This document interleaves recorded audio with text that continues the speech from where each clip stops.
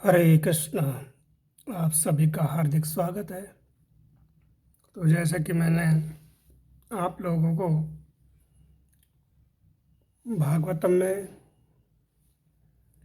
धुंधकारी के विषय में बताया, तो धुंधकारी 5 विषयों में आ सकता है जिनकी मैंने चर्चा करी थी। तो जब हम लोग आसक्त हो जाते हैं विषय भोग में, तो हमारी जो इंद्रियां हैं वह हमारा नाश कर देती है। जैसे कि धुंधकारी का नाश हुआ। तो 5 विषय इंद्रिया, ये कर्मेंद्रिया है ना।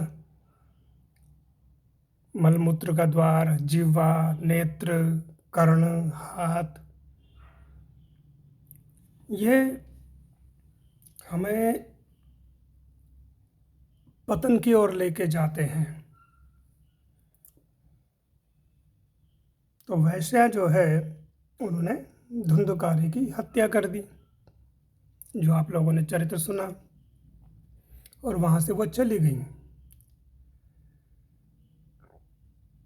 तो इससे एक शिक्षा मिलती है कि जो विषय भोग हैं वह हम जब तक सही रहते हैं तब तक ही भोग पाते हैं।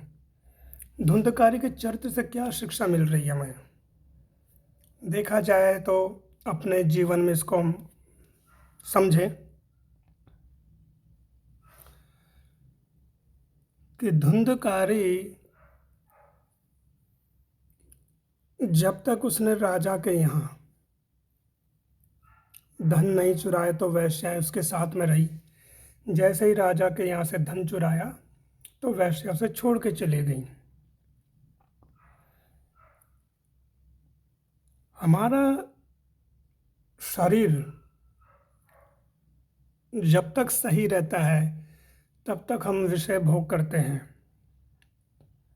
परंतु जैसे ही शरीर रुग्ण होने लगता है, वृद्ध अवस्था को प्राप्त होने लगता है, तो क्या होता है कि हमारी जो इंद्रियां हैं विषय भोग में जो लगी हुई थी वो धीरे धीरे करके हमारा साथ छोड़ने लगती है। आत्मा वही है जो बाल्य अवस्था से लेकर के तरुण अवस्था, कौमार अवस्था में रही। उस अवस्था के बाद क्या हुआ, वृद्ध अवस्था आने लगी।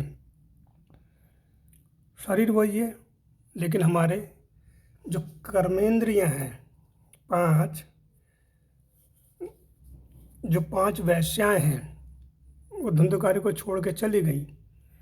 तो वैसे ही जो हमारे 5 वैश्या रूपी इंद्रियां हैं, नेत्र, कर्ण, जिह्वा, मलमूत्र का द्वार, ये इंद्रियां भी शरीर का धीरे धीरे साथ छोड़ने लगते हैं।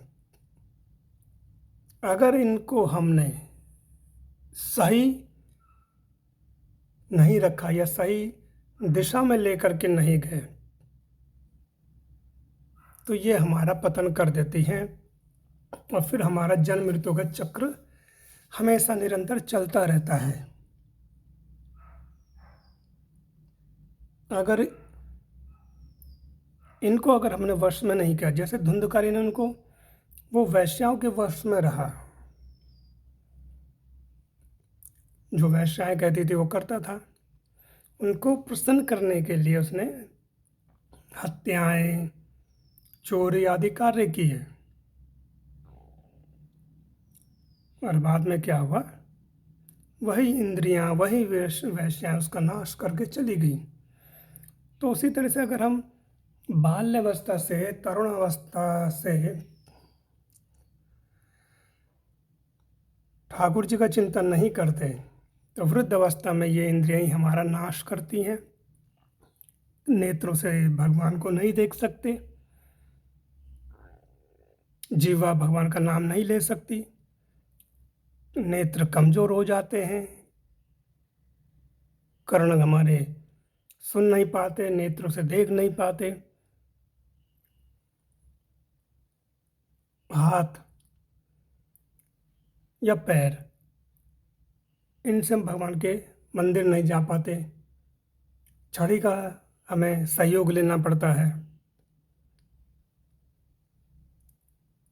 तो ये हमें चरित्र सिखा रहा है कि हमें इन इंद्रियों को भगवान की सेवा में लगाना है।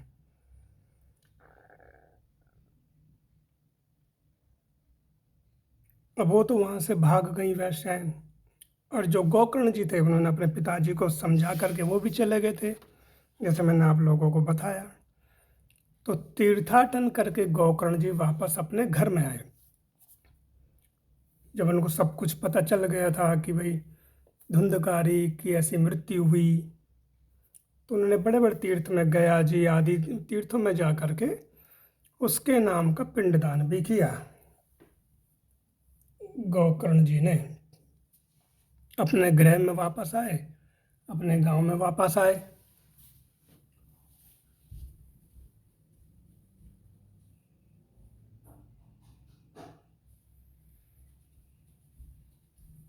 तो रात्रि के समय में वे अपने जब